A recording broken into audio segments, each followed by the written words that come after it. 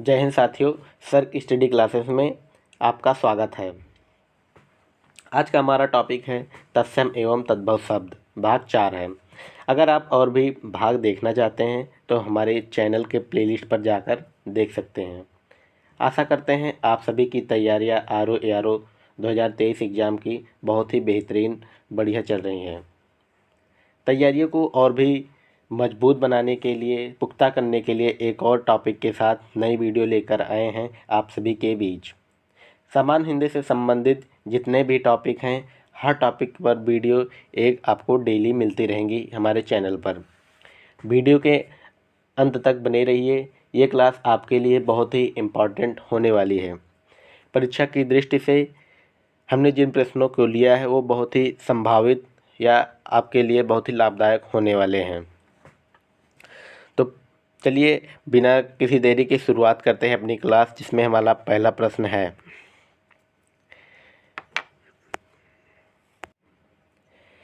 मक्खी शब्द का तत्सम रूप है।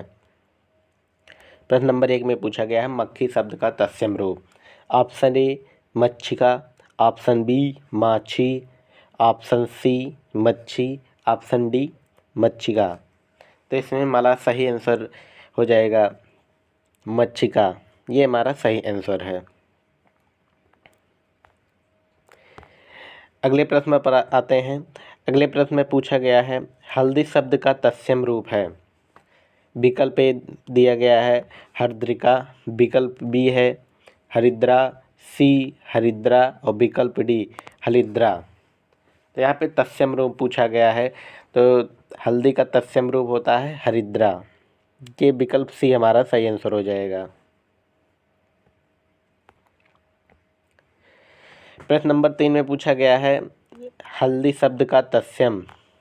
हल्दी का तत्सम पूछा गया है। इसमें विकल्प ए में दिया गया है हदी, विकल्प बी हरिद्रा और विकल्प सी हल्दिका और विकल्प डी हरद्रिका।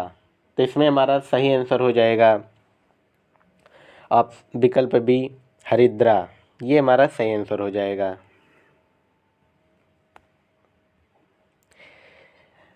अगले प्रश्न में पूछा गया है हुलास शब्द का तत्सम रूप है।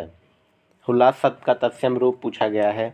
ऑप्शन ए हिलास, बी ऑप्शन दिया गया है विलास और सी ऑप्शन में हास्य, डी ऑप्शन उल्लास। तो इसमें हमारा जो सही आंसर हो जाएगा विकल्प जो है डी उल्लास। प्रश्न नंबर 4 में पूछा गया है नारियल शब्द का तत्सम रूप है।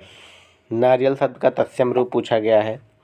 विकल्प ए नारिकेल, विकल्प बी नारिकेली, विकल्प सी नारिकेल, विकल्प डी नारिकेला। तो यहाँ पे तत्सम रूप पूछा गया है, तो इसमें हमारा जो सही आंसर हो जाएगा विकल्प ए और सी। विकल्प ए और सी नारिकेल और नारिकेल दोनों नारियल का एक तत्सम रूप है। तो यहाँ पे हमारा ए और क्या है सी दोनों विकल्प सही हो जाएंगे। ये भी आपको ध्यान रखना है। बढ़ते हैं हम अगले प्रश्न की ओर। अगले प्रश्न में पूछा गया है प्रश्न नंबर 6 में उसमें पूछा गया सींग शब्द का तत्सम रूप। सींग शब्द का तत्सम रूप पूछा गया है, जिसमें विकल्प ए है श्रृंग, विकल्प बी सिंह, विकल्प सी श्रृंग, विकल्प डी सींग। तो इसमें सिंह का तत्सम पूछा गया है, तो इसमें हमारा सही ऑप्शन हो जाएगा। इन 4 विकल्पों में चारों ऑप्शन गलत हैं। इसमें जो सही विकल्प होगा ये होगा श्रृंग।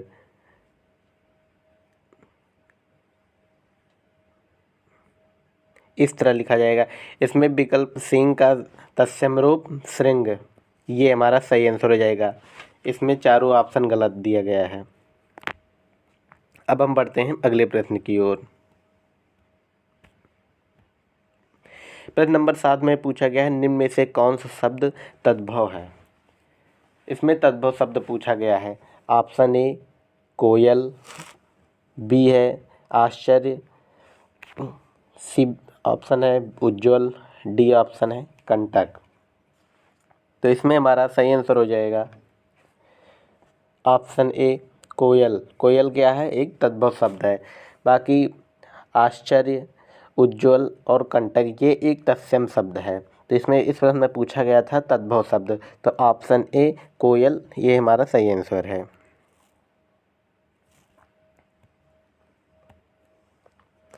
प्रश्न नंबर 8 में पूछा गया है अट्टालिका का तद्भव रूप है। अट्टालिका का तद्भव रूप पूछा गया है।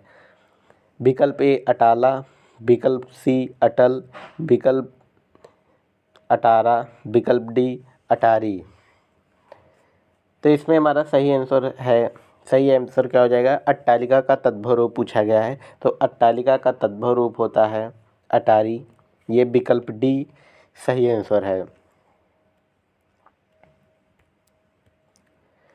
अगले प्रश्न में पूछा गया है निम्न में से कौन सा शब्द तद्भव है। तद्भव पूछा गया है इस प्रश्न में। विकल्प ए जल, विकल्प बी नग्न, विकल्प सी तीन, विकल्प डी भ्रमर। तो इसमें हमारा सही आंसर तद्भव पूछा गया है। तो तद्भव ऑप्शन कौन सा सही हो जाएगा, जल, नग्न।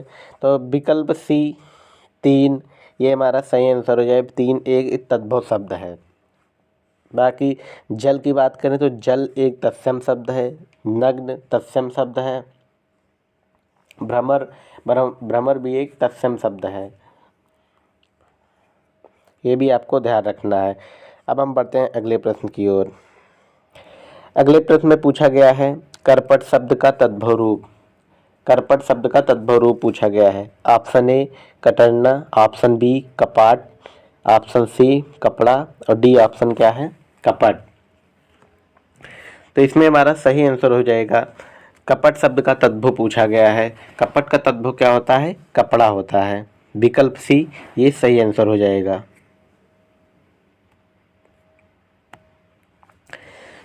अगले प्रश्न में पूछा गया है करपट का तद्भव रूप कौन सा है। करपट का तद्भव रूप पूछा गया है। तो विकल्प ए कपट, विकल्प बी कारपेट, विकल्प सी कपूर, विकल्प डी कपड़ा। तो तद्भव पूछा गया है।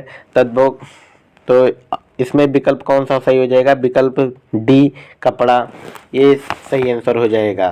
करपट का तद्भव रूप कपड़ा होता है। निम्नलिखित में से कौन तत्सम शब्दों की जोड़ी नहीं है। विकल्प ए कर्म विद्या, विकल्प बी दधिभात, विकल्प सी मत्स्य मृग, विकल्प डी ज्ञान क्षेत्र। तो इसमें हमारा सही आंसर हो जाएगा दधिभात, विकल्प बी दधिभात। ये क्या है, ये तत्सम शब्दों का जोड़ नहीं है। ये भी आपको ध्यान रखना है। कर्म विद्या, कर्म विद्या क्या है, एक तत्सम का जोड़ है। ये ऑप्शन सही है। मत्स्य मृग ये ऑप्शन भी सही है। ज्ञान डी ज्ञान क्षेत्र ये भी तत्सम का एक मेल जोड़ बन रहा है। तो इसमें जो दधिभात है यहाँ पे ये ऑप्शन गलत हो जाएगा। तो जिससे ऑप्शन सही हो जाएगा बी, यहाँ पे जोड़ नहीं है दधिभात का। यहाँ पे भात जो है क्या है, एक तद्भव शब्द है जिससे आपका जोड़ नहीं बन पा रहा है। ये ऑप्शन सही हो जाएगा। अगले प्रश्न की ओर आते हैं। कौन सा शब्द युग्म तत्सम की दृष्टि से अशुद्ध है। विकल्प ए त्रिदंड, विकल्प बी वत्स्यपरक, विकल्प सी कपाट एकादश, विकल्प डी राजपूत सूकर। तो इन चार विकल्पों में हमारा जो सही आंसर हो जाएगा कौन सा, वत्स्यपरक। विकल्प बी वत्स्यपरक क्या है, ये तत्सम तद्भव की दृष्टि से ये अशुद्ध वाक्य है। तो ये हमारा सही आंसर हो जाएगा विकल्प बी।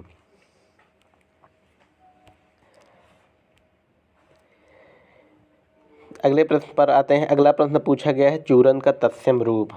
चूरन का तत्सम रूप पूछा गया है। विकल्प ए में चौर दिया गया है, विकल्प बी चूर्ण, विकल्प सी चर्म, विकल्प डी चसु। चूरन का तत्सम पूछा गया है। तो इसमें हमारा सही आंसर है विकल्प कौन सा, बी चूर्ण। ये एक चूर्ण का तत्सम क्या होता है, चूर्ण होता है। विकल्प बी सही आंसर हो जाएगा। अगले प्रश्न की ओर बढ़ते हैं। अगले प्रश्न में पूछा गया है कौन सा तत्सम शब्द नहीं है। विकल्प ए इंदु, विकल्प बी दिनेश, विकल्प सी मनोज, विकल्प डी रात। तो इसमें कौन सा शब्द तत्सम नहीं है पूछा गया है। तो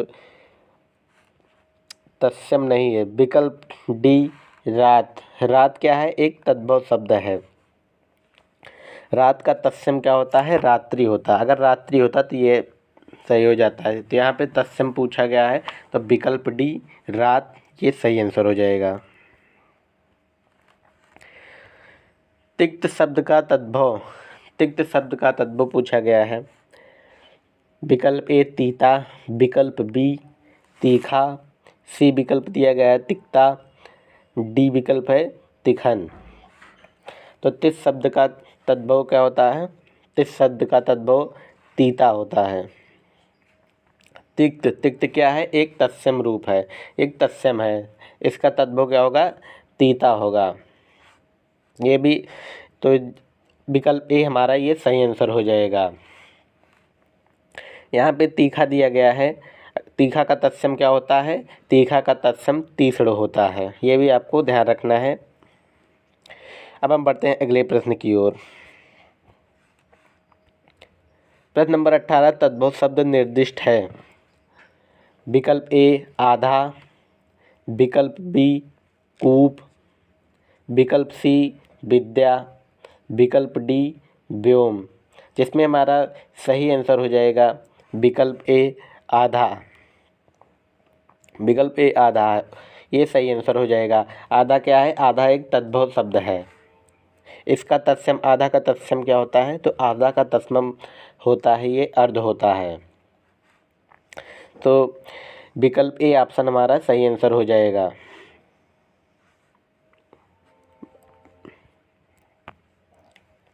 तत्सम शब्द पूछा गया है। तत्सम शब्द इसमें कौन सा है।